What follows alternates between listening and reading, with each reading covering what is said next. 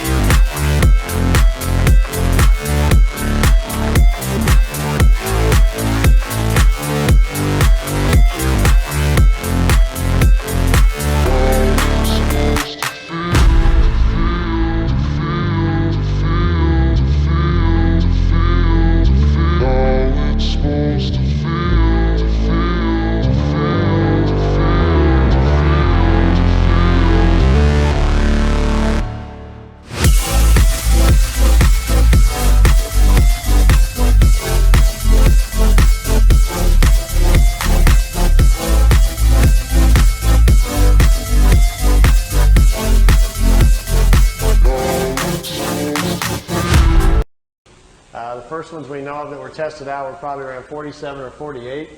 They're called Vril Levitation devices. As you can see, they actually fly quite well. Notice the nice V formation. Being typical earthbound Air Force pilots, they're still flying in formation. We understand this technology a little bit because intelligence has shot down some of their ships, learned how they're doing it.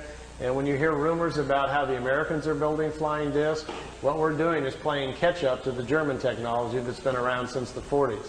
Their technology has accelerated tremendously. They make two different types of levitation devices. That's what we're doing out in Area 51. We manufacture the devices in San Diego. They're put together by General Electric. We test them at Area 51. Here's the German disc parked down on the ground at a facility down in Brazil. Here's 4 guys standing next to it down there. There's a whole row of them. You couldn't count how many were down there. He had his Polaroid with him and grabbed a few short shots here.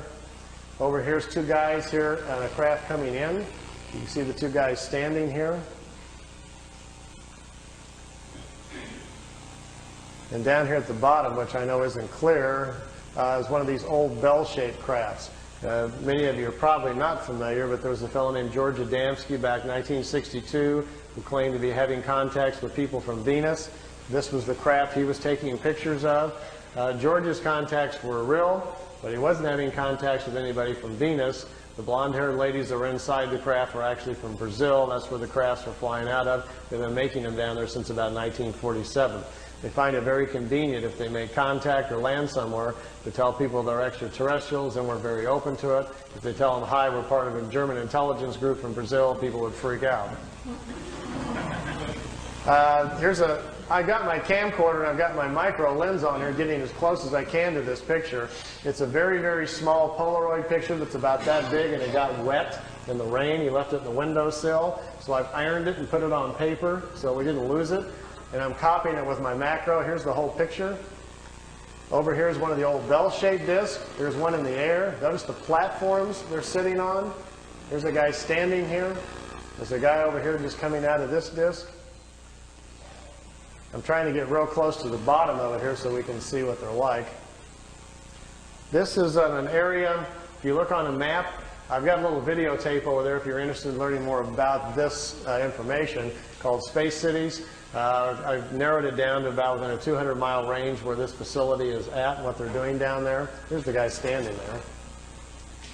The discs sit down on the platforms. Remember earlier I was telling you about how the condensers charge out the bottom to have to charge the field up? If you get too close to the Earth, the charge dissipates because it's grounded.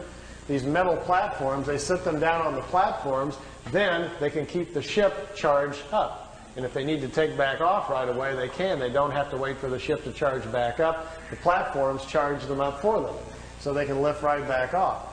If they would set it down without the platform on the tripod legs, they got to go through the process again of charging the capacitors up, which takes 3 to 4 minutes.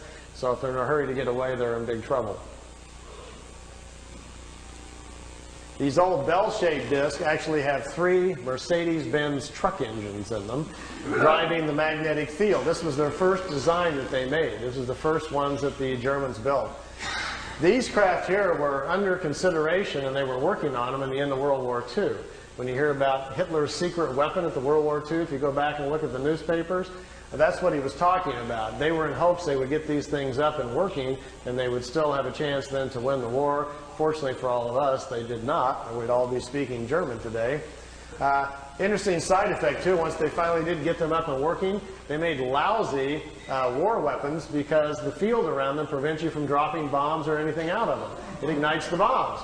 So it took them a while. They don't even have weapons on them for a while, and then they had to come up with other kinds of devices. This was the first pictures I saw from the kid in Florida of his German contacts, and to my knowledge, I still think they're his best and perhaps his only contacts. I think he probably had a couple of contacts from these people. They came, they took him for a ride, it looks like on one or two occasions, and then perhaps they never came back.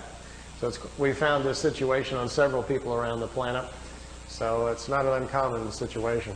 And this is from ET technology, but it was before 47. It wasn't ET, nothing to do with ET. It wasn't? No, just good old German intelligence figured it out. I can tell you where they got it. It's kind of a long story, but basically it came from German people who had traveled to India to study the concept of the Vril, the energy of the universe, and they were trying to figure out how to levitate their own bodies to move in time. And they came back and they explained it to people what they were doing in India, how they were trying to travel in time. And some German engineers tried to build a machine to travel in time, but when they turned the thing on, it lifted up off the floor instead. They didn't time travel, but it floated. And they stumbled onto the idea of how to make what's called a Vril Levitation device. We think they did that probably the first time and sometime probably around 25 or 27.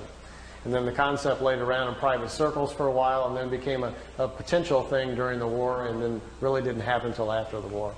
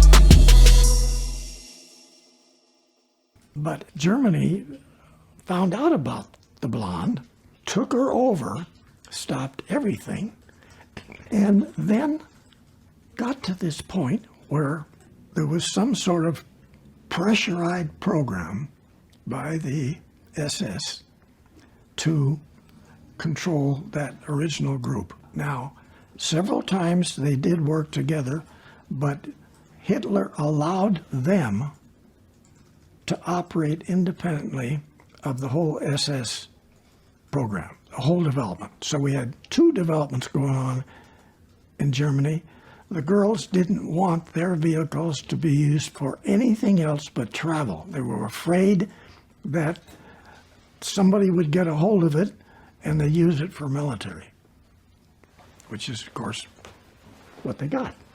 But the girls finally ended up in Antarctica in the large facilities. In fact, 3 massive caverns. And so there's cities manufacturing everything that you would need on a planet. 4 years before the war was over, it was decided that the war could possibly be lost, but if we win it, we still need to get out of the area because the Allies are going to bomb us off of the Earth and there won't be anything here left for us. So they decided to move everything to Antarctica. Admiral Byrd, they're going to down there and they were going to take out the whole thing in 1 week. The top people in every area of the Navy, best aircraft, best ships, best weapons, everything.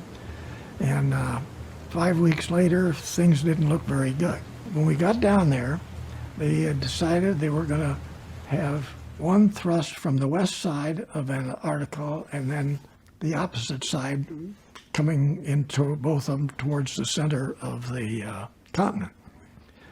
And so before we even got all the guys around, and I'm talking about big 4-engine flying boats, okay, and ships, battleships and destroyers and submarines and you name it. Before they got there, these fairly large, they were 100-foot diameter saucers, came up out of the ocean and took down everything. Many of the close-ups give you a real clear picture of the cross on them. But we lost that war.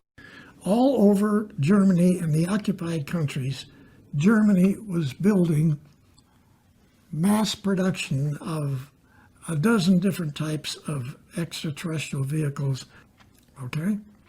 So these are in mass production, not just prototype kind of thing. They've gone into mass production using slave labor with hundreds and hundreds and hundreds of in-mountain massive facilities.